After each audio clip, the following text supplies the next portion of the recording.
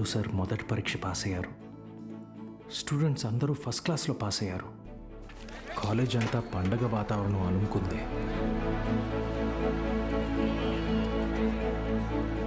దీంట్లో మన ప్రోత్సాహం కూడా ఉంది. మొత్తానికి సాధించావయ్యా మ్యాథ్స్.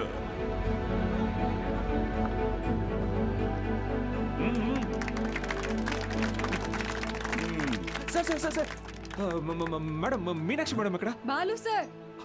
మేడం సార్, ఒక నిమిషం సార్. Sir please. సార్ నమస్తే సార్. సార్ బాగున్నారు సార్? బాగున్నావా సార్? బాలగంగాధర్ సార్ నేనే సార్, బాలగంగాధర్. నీ మనిషిని నేనే అన్ని దగ్గరుండి చూసుకున్నా. సార్ నన్ను గుర్తుపట్టారా సార్? ఆ రోజు అసెంబ్లీలో మాట్లాడింది అది నువ్వా? నేనే సార్. బా రా, కేక్ కట్ చేద్దు. రండి సార్, రండి. మహాలక్ష్మి నాన్న బా రండి రండి. బా. అవును. బా సార్ నాకు కూడా. సార్ సార్ నాకు కూడా. సార్ మీరు చెప్పినట్టే చేశాను, చూసారా సార్? యాక్చువల్గా అంతకు మించి సార్, పిల్లలందరూ ఫస్ట్ క్లాస్లో పాస్ అయ్యారు. మ్యాథ్స్ ఒకటే కాదు సార్, ఫిజిక్స్ కెమిస్ట్రీ కూడా నేనే టీచ్ చేశాను సార్. ఒక బయాలజీ మీనాక్షి మేడం చూశారు కదా సార్, ఆవిడే టీచ్ చేశారు సార్. గుడ్ సార్ మీరు ఇలాగే ఎంకరేజ్ చేయండి సార్. నెక్స్ట్ ఇయర్ చూడండి సార్, పిల్లలు డిస్టింక్షన్లో పాస్ అయ్యేలా చేస్తాను సార్. ఏదో ఒక్క సంవత్సరం ఫ్లూక్లో ఈ మట్టి మొహాలందరూ పాస్ అయిపోతే నువ్వు పెద్ద పుడింగిలా ఫీల్ అవుతున్నావా? డిస్టింక్షన్ అట డిస్టింక్షన్.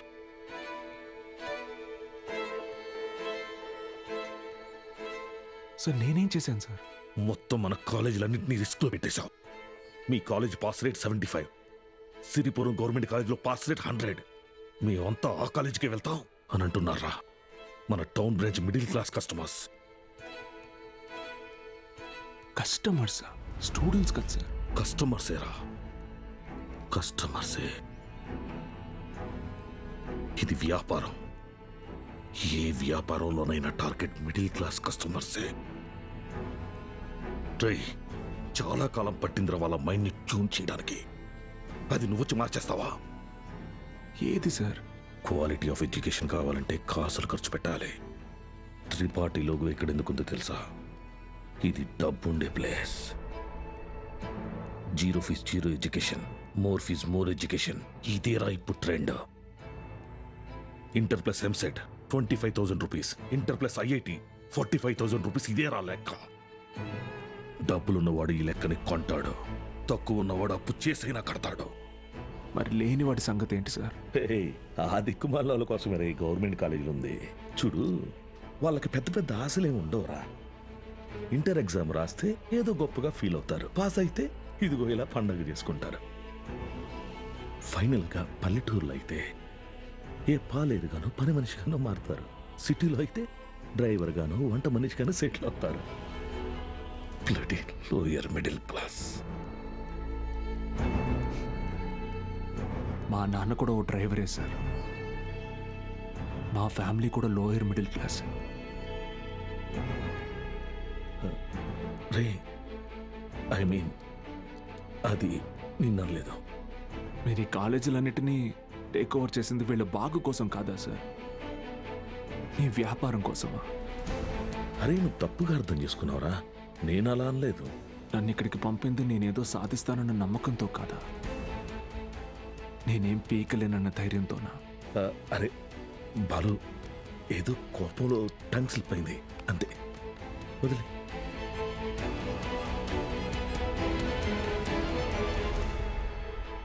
నువ్వు చాలా టాలెంటెడ్ రా, గుర్తించాను. ఇది కాదు నువ్వు ఉండాల్సిన ప్లేస్. నాతో వచ్చే మన కాలేజీలో నిన్ను సీనియర్ లెక్చరర్ని చేస్తా. 50 కాదు 1,00,000 ఇస్తా. ఇల్లు కారు అన్నీ ఇస్తా. నాతో వచ్చే. సార్ భోజనాలు రెడీ సార్.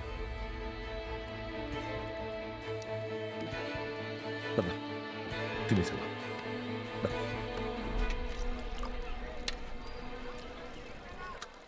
తినండి సార్.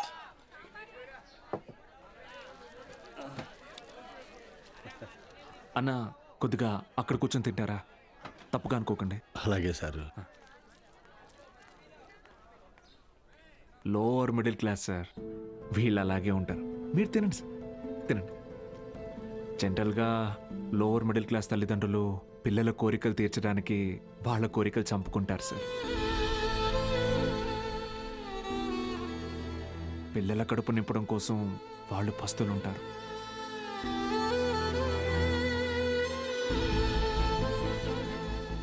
పిల్లలకి కొత్త బట్టలు కొనిచ్చి వాళ్ళు చిరిగిపోయిన బట్టలు కట్టుకుంటారు సార్. అదే లోయర్ మిడిల్ క్లాస్ తల్లిదండ్రులు పిల్లల్ని ఒక ప్రైవేట్ జూనియర్ కాలేజీలో చదివించాలంటే నెలకొకసారి రక్తం కూడా అమ్మాలి సార్.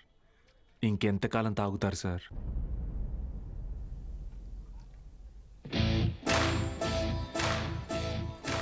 నేను బాగా ఆలోచించుకున్నాను సార్.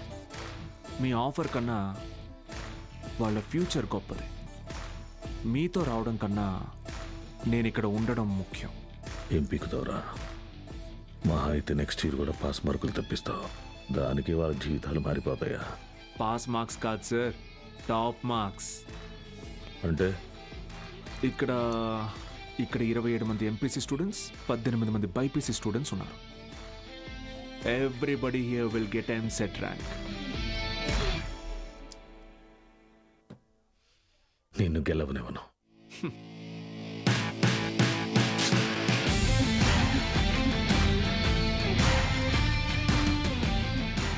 విద్య అనేది గుడిలో దేవుడికి పెట్టే నైవేద్యంతో సమానం sir.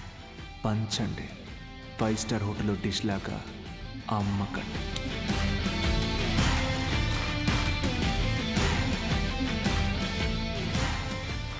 Tripathi sir, thank you sir. Take care sir. Bye bye sir. బా బా బా బా బా ఒక్క నిమిషం. Study sir, study sir.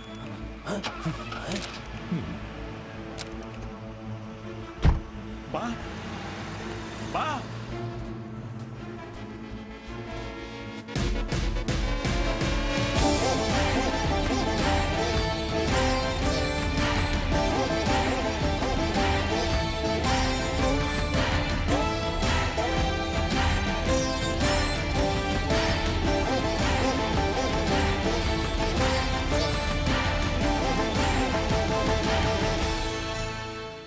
Tripathi, use your brain Sudhakar అన్నావు.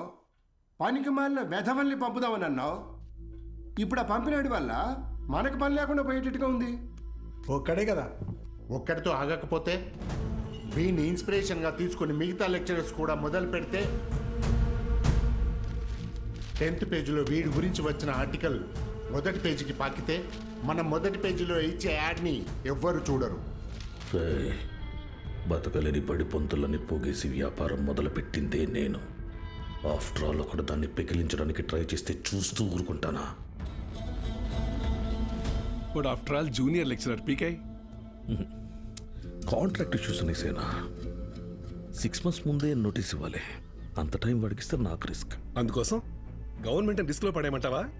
అపోజిషన్ వాళ్ళు యోకేస్తారు. సీఎం ఒప్పుకోడు.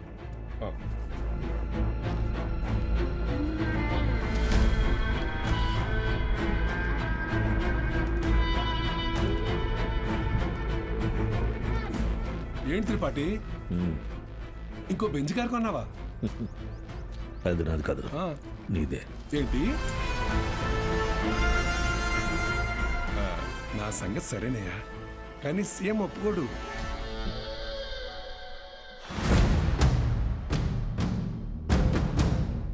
యో, నారాయణ స్వామి ఎందుకు వస్తున్నాడు?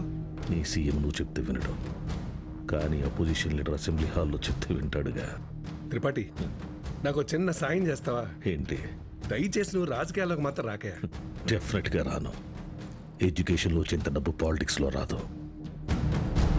రాష్ట్రంలో నిరుద్యోగ సమస్య రోజు రోజుకి పెరిగిపోతోంది అధ్యక్ష. దీనికి ప్రధాన కారణం ప్రైవేటీకరణ అధ్యక్ష. రోడ్డు కాంట్రాక్టర్లు, రైల్వే కాంట్రాక్టర్లు ఇప్పుడు కొత్తగా గవర్నమెంట్ జూనియర్ కాలేజీలు నడపలేక ఇప్పుడు వాటిని కూడా ప్రైవేటీకరణ చేసేసారు. మీ ప్రెసిడెంట్ గారు మీ ఇంటి దగ్గర పాలు పోయొద్దు అన్నారండి. కావాలంటే కేంద్రానికి వచ్చి డబ్బులు కట్టి పాలు కొనుక్కోండి, ఏమనుకోద్దు సార్. ఎంప్లాయ్మెంట్ ఎక్స్చేంజ్ దగ్గర లెక్చరర్ల పోస్టుల కోసం దరఖాస్తు చేసుకుంటా నా నిరుద్యోగ సోదరులకు ఏం సమాధానం చెప్తుంది ప్రభుత్వం? చదువును ప్రైవేటీకరణ చేస్తున్న ఈ జీవాన్ని వెంటనే రద్దు చేయాలని నేను డిమాండ్ చేస్తున్నాను.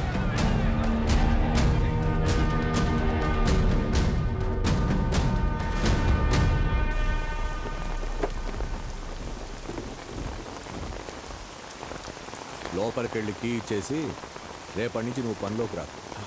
ఏమైంది సార్? వెళ్ళి నీ కొడుకుని అడుగు. సార్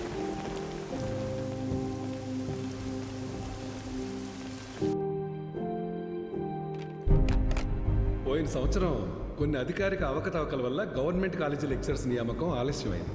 ఆ లెక్చరర్స్ కొరతని ప్రైవేట్ కాలేజీలు భర్తీ చేసి ఒక కొత్త వారధికి నాంది పలికాయి. కానీ ఇప్పుడు పరిస్థితి మారింది. ఇటీవల జరిగిన ఇంటర్వ్యూస్లో 500 మంది లెక్చరర్స్ సెలెక్ట్ అయ్యారు. కానీ పోస్టింగ్స్లో ఇంకా అస్పష్టత నెలకొంది. దీనికి కారణం గవర్నమెంట్ కాలేజీలు మొత్తం ప్రైవేట్ కాలేజీల ఆధీనంలో ఉండటమే. ఒక సదుద్దేశంతో తలపెట్టిన కార్యం నిరుద్యోగానికి కారణమవుతుంది. అందుకే ప్రైవేట్ కాలేజీలతో ఆనాడు ఏర్పాటు చేసిన ఎంఓయు రద్దు చేస్తూ జీవోని ఇమ్మీడియట్గా రివోక్ చేస్తున్నారు. సో గవర్నమెంట్ కాలేజెస్లో ఉన్న ప్రైవేట్ కాలేజ్ లెక్చరర్స్ తిరిగి వాళ్ళ కాలేజీలకు వెళ్ళిపోవాలని ఆదేశాలు జారీ చేస్తున్నారు. ఏం దిగులు పడకు బాబు, అన్నీ సర్దుకుంటాయి.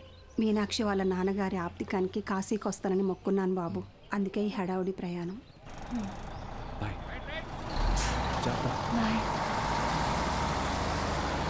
సతీ, సతీ అన్నా, సత్యం చూసారా? సారకుడి దగ్గర ఉన్నాడు.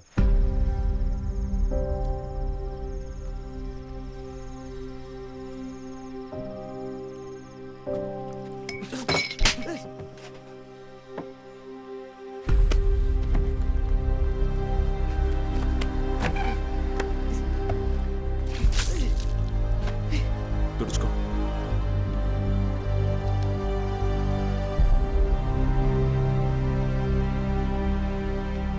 సెకండ్ ఇయర్ సప్లిమెంటరీ ఎగ్జామ్ రాయాలి. గుర్తుందిగా? నేనేం చెప్తే అది చేయాలి.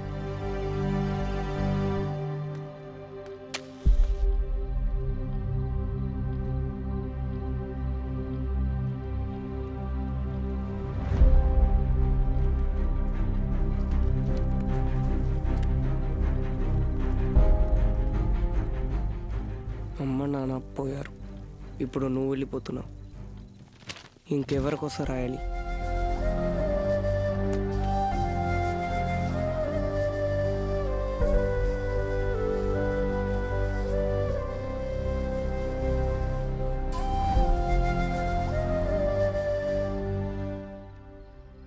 నువ్వు ఇంజనీర్ అవ్వాలని ఆశపడ్డావు, కానీ నేను చదివించలేకపోయాను. నన్ను క్షమించరా. ఎందుకు ఇప్పుడు ఓడిపోయి? నీ వల్ల అక్కడ ఒక్క స్టూడెంట్ ప్రయోజకుడైనా నేను గెలిచినట్టు భావిస్తాను. వాళ్ళ అమ్మా నాన్న ఆనందం వెనక నా కొడుకున్నాడని గర్వపడతాను. ఇప్పుడు ఏమైందని? ఎందుకు జరిగిపోయింది దాని గురించి బాధపడుతున్నావు? రే, అడిగింది కొనివ్వకపోతే ఆ పిల్లలు ఒక్కరోజే ఏడుస్తారు. కానీ వాళ్ళ అమ్మా నాన్న కొనివ్వలేని పరిస్థితి ఉన్నంతకాలం ఏడుస్తూనే ఉంటారు. నా ఏడుపు నీకు అర్థం కాదులే.